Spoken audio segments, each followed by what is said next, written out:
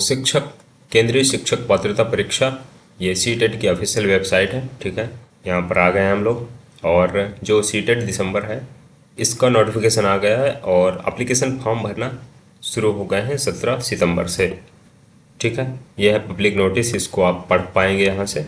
और यहाँ पर मैंने डाउनलोड किया हुआ है पहले से। ठीक है, सीटेट की जो पब्लिक नोटिस है, तो इसको देखेंगे कि जो सीटेट है अगला वाला ये कंडक्ट होगा 1 दिसंबर संडे को, पेपर 1 एंड 2 बोथ। ठीक है, और एप्लीकेशन फॉर्म आपके 17 सितंबर से 16 अक्टूबर तक रहेंगे। ठीक है, 1 महीने का टाइम आपको फॉर्म भरने का दिया गया है, तो आप समय से फॉर्म भर लेंगे। इसके बाद है इंफॉर्मेशन बुलेटिन, तो इसमें डिटेल में हम लोग डिस्कस करेंगे सीटेट जो दिसंबर में होने वाला है उसके बारे में। ठीक है, जो इम्पोर्टेंट चीज़ें हैं वही डिस्कस करेंगे हम लोग। जैसे कि परीक्षा आपकी जो एग्ज़ाम है सीटेट का 1 दिसंबर को होगा। ठीक है, लास्ट डेट जो सबमिशन की है ये है 16 अक्टूबर। ठीक है, और ये 17 सितंबर से आपके ऑनलाइन फॉर्म भरना शुरू हो गए हैं। ठीक है, 17 सितंबर से 16 अक्टूबर के बीच आप फॉर्म भर सकते हैं। आपको लगभग 1 महीने का टाइम दिया गया है। ठीक है, फिर जो इम्पोर्टेंट चीज़ें हैं नीचे स्क्रॉल करते जाएंगे, और जो सीटेट होने वाला है दिसंबर में तो इसमें देख लेते हैं कि वही सेम चीज़ है जो पहले था। ठीक है, जनरल ओबीसी के लिए पेपर 1 अगर आप केवल दे रहे हैं तो 1000, और अगर आप पेपर बोथ दोनों पेपर देंगे तो इसके लिए आपको 1200 रुपये लगेंगे। SC ST डिफरेंशियल एबल्ड हैं आप तो 500, और दोनों पेपर अगर आप देंगे तो 600 रुपये लगेंगे आपको। ठीक है, अब डिस्कस कर लेते हैं कि शेड्यूल एंड जो मोड ऑफ एग्जामिनेशन है ये क्या है। तो the schedule of CTET December 2024 is given below. तो देखो, डेट ऑफ एग्जामिनेशन 1 दिसंबर है। ठीक है, 1 दिसंबर को होगा, एड्स डे है 1 दिसंबर को। और पेपर कोड जो पेपर 2 है ये पहले मीटिंग रहेगा आपका, थोड़ा सा चेंज हुआ सिनेरियो। तो पेपर 2 आपका मॉर्निंग शिफ्ट में रहेगा। ठीक है, 2.5 घंटे का पेपर रहता है, और 9:30 से 12 बजे तक ये पहला पेपर रहने वाला है। फिर नहीं, ये पेपर 2। ठीक है, मतलब जो पेपर 2 है ये सीटेट का जूनियर लेवल का। ठीक है, क्लास 6 to 8 वाला, तो ये होगा पहली मीटिंग। पेपर 1 है आपका इवनिंग में, मतलब सेकेंड शिफ्ट में, और इसकी टाइमिंग है 2:30 से 5 बजे तक। अगर यहाँ पर एक नोटिस भी दे रखा है कि अगर in case of candidates are more in any city, अगर किसी मतलब सिटी में ज़्यादा कैंडिडेट अपना सेंटर चूज कर लेते हैं तो इस पेपर को फिर 30 नवंबर को भी कंडक्ट करवाया जा सकता है।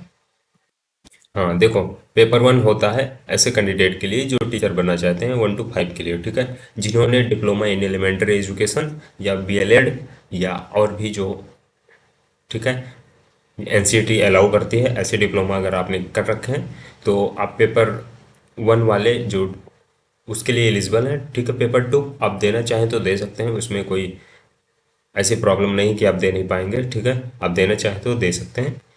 पेपर 2 उनके लिए है जिन्होंने मान लीजिए सब्जेक्ट है कोई पर्टिकुलर, जैसे ठीक है मैथ्स है, या BSc किया हुआ, या लैंग्वेज है हिंदी इंग्लिश, ठीक है, या सोशल साइंस, ठीक है, के सब्जेक्ट से आपने ग्रेजुएशन किया है और आपने फिर B.Ed किया हुआ है।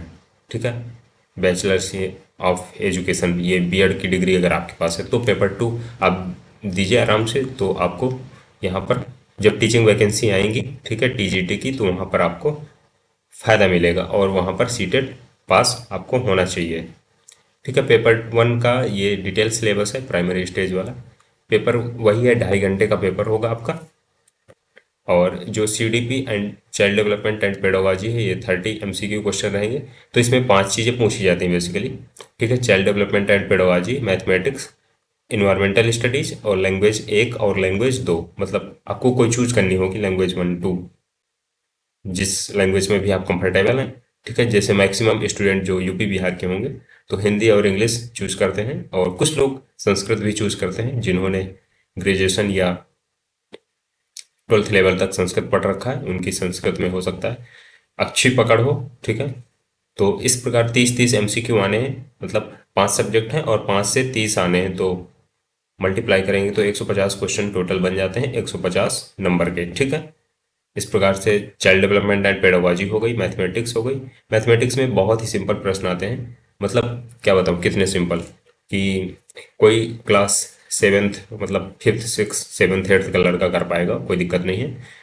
उसमें बेसिकली कैलकुलेशन नहीं पूछता, उसमें बेसिकली ये पूछता है आपसे कि आप पढ़ाएंगे कैसे ना, टीचर बन जाएंगे, छोटी छोटी चीज़ें बिल्कुल। फिर है लैंग्वेज, तो लैंग्वेज से भी सेम ये ऐसा ही रहता है, आपसे कोई बहुत फैक्चुअल चीज़ें नहीं पूछी जाती, ठीक है। और ये है टोटल 20 लैंग्वेज दे रखी हैं, तो इनमें से आप कोई भी लैंग्वेज चूज कर लेंगे जब आप एग्जाम फॉर्म भरेंगे, ठीक है।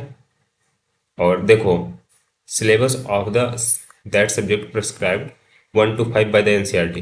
तो जो सिलेबस है वो आपको मतलब 1 से 5 तक की जो कक्षा 1 से 5 तक की एनसीईआरटी की किताबें हैं ना, तो वहीं से पूछा जाना है, ठीक है।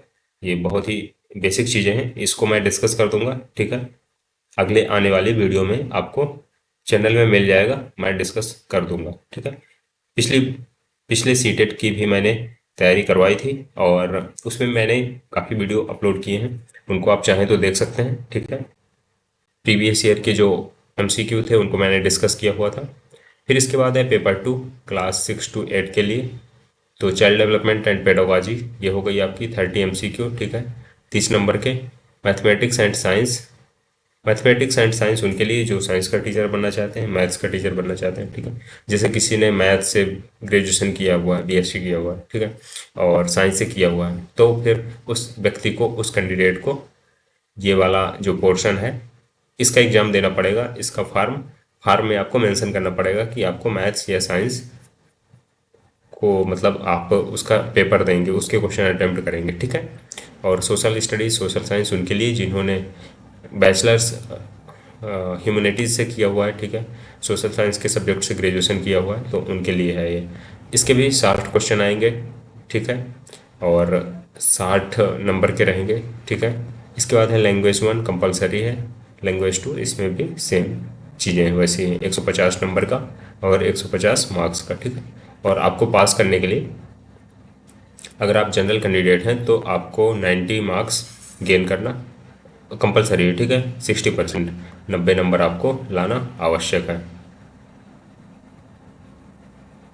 Language of the question paper, देखो main question paper will be bilingual, मतलब हिंदी और इंग्लिश दोनों में रहता है, तो इसमें कोई दिक्कत नहीं है। और जो क्वालिफाइंग पर है तो ठीक है, एनसीटी की जो गाइडलाइन है, पर्सन हु स्कोर्स 60% और above more in TET exam will be considered as TET pass, ठीक है। तो 60% मतलब 90 मार्क्स कम से कम जनरल कैंडिडेट के लिए, ठीक है। आप ओबीसी के लिए 82 है, और इस प्रकार 60% आपको गेन करना चाहिए, ठीक है, एज ए मतलब जो जनरल क्राइटेरिया है, बाकी आप कैटेगरी वाइज अपना चेक कर लेंगे।